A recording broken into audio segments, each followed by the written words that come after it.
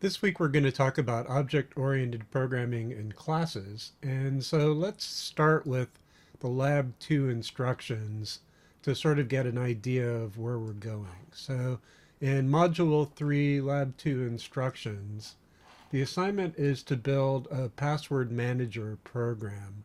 And there are a couple of different classes that you're going to implement as part of this program. So if we scroll down to the structure of the project, the classes you have to implement include an account class, which holds information about an account you might have at a particular website, along with the username and the password. A two-factor account, which is a special type of account that has a secondary method of authentication. So, for example, if you both have to use a username and password and also an authentication code that maybe you get from an app that you run on your phone or a key fob or some other method to identify yourself, that would be an example of a two-factor account. So in addition to the things that you know about accounts, you also know some additional things about authentication beyond just the username and password. Now, accounts and two-factor accounts are going to be added to account lists. So account list class is a container that holds lists of accounts. And then you're going to also be using your input validation lab from lab 1 to get data to create new accounts and two-factor accounts. So this isn't object oriented, but you're going to use it as a library. And then finally, you're going to have a class, a password manager user interface class. So these are for holding data. These three classes are for holding data.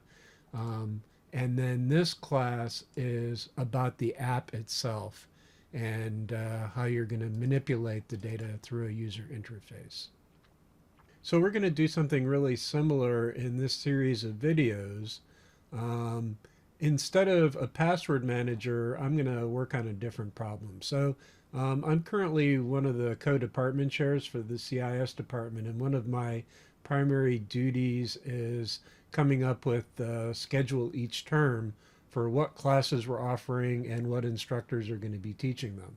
And so when I put a schedule together, it looks something like this. So I have a bunch of different courses, and for each course, there's a CRN, which is a unique ID, the subject and course name, the mode that it's being offered, whether it's purely online, whether it meets remote, or whether it meets on campus, where it meets, and the instructor. And then I know some additional stuff about the instructor as well.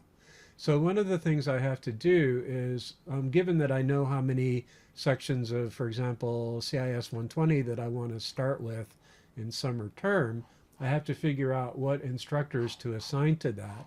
And then there are some requirements in terms of what's legal and what isn't. So all full-time instructors need to have 3 sections per term, except for summer, in which they usually don't have any.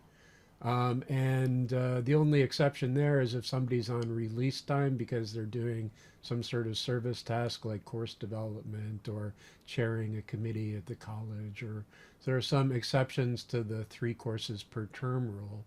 And then part-timers can teach usually 2 sections, either 1 or 2 sections per term.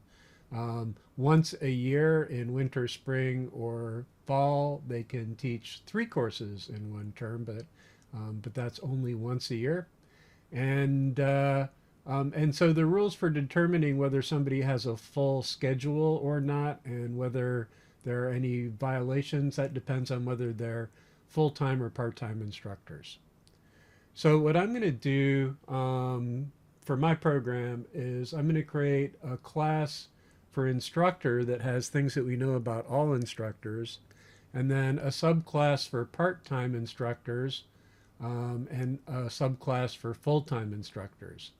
And then for each course, I'm going to have information about the course, including the subject and the course number, the title, and what I'm going to have is a list of instructors who teach that course.